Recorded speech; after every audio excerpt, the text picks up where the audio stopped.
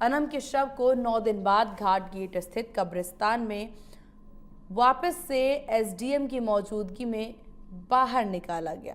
ये पूरी कार्यवाही पिता की तरफ से 5 अगस्त को जयसिंहपुरा खोर थाने में अनम के पति मोहम्मद अजहर सहित अन्य लोगों के खिलाफ मुकदमा दर्ज होने के बाद करवाई गई है।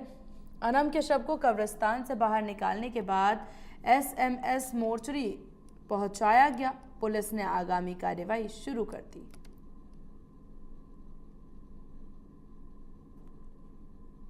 जयसिंहपुरा खोर थाना इलाके में जिस तरह से विवाहिता अनम की मौत का मामला सामने आया है, ये मौत का मामला पूरे प्रदेश में चर्चा का विषय बना हुआ है।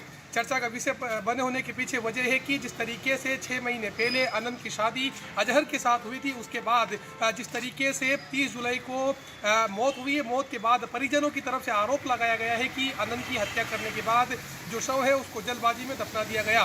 फिलहाल जिस तरीके से मुकदमा दर्ज हुआ है, उस मुकदमा दर्ज होने के बाद जयसिंहपुरा खोर थाना पुलिस पूरे मामले की जाँच जो है करती हुई नजर आ रही है। वहीं पिता की तरफ से गंभीर आरोप जो आरोपी पति सहित अन्य लोग हैं उन पर लगाए गए हैं। पिता का कहना है कि मेरी बेटी को तो मारा ही है, साथ साथ में मेरी बेटी 5 महीने की गर्भवती थी, उसकी छोटी सी जान को पेट के अंदर ही मार दिया गया। फिलहाल मामले को लेकर जो जयसिंहपुरा खोर थाना पुलिस है वो जांच करती हुई नजर आ रही है।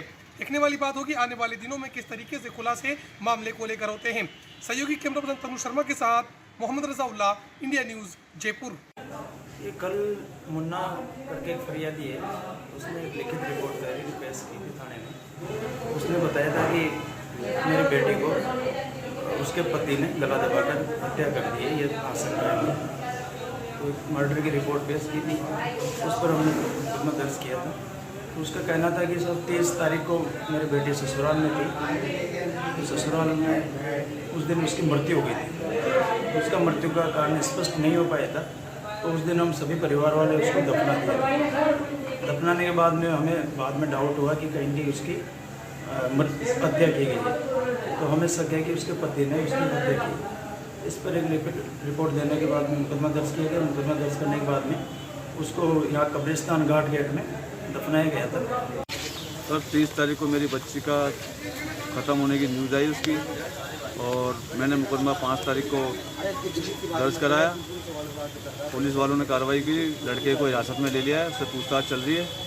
और फिर 30 तारीख को आपको कब पता किया, कितनी बजे की बात है? अब उसके पापा का फ़ोन आया था बच्चे कि साहब अनम की तबीयत ख़राब हुई है, आप आ जाओ। फिर उनके घर वाले उसको लेके एसएमएस के लिए रवाना हो गए। फिर तो हम एसएमएस पहुँचते तो वो एसएमएस पाए नहीं जाते हमें।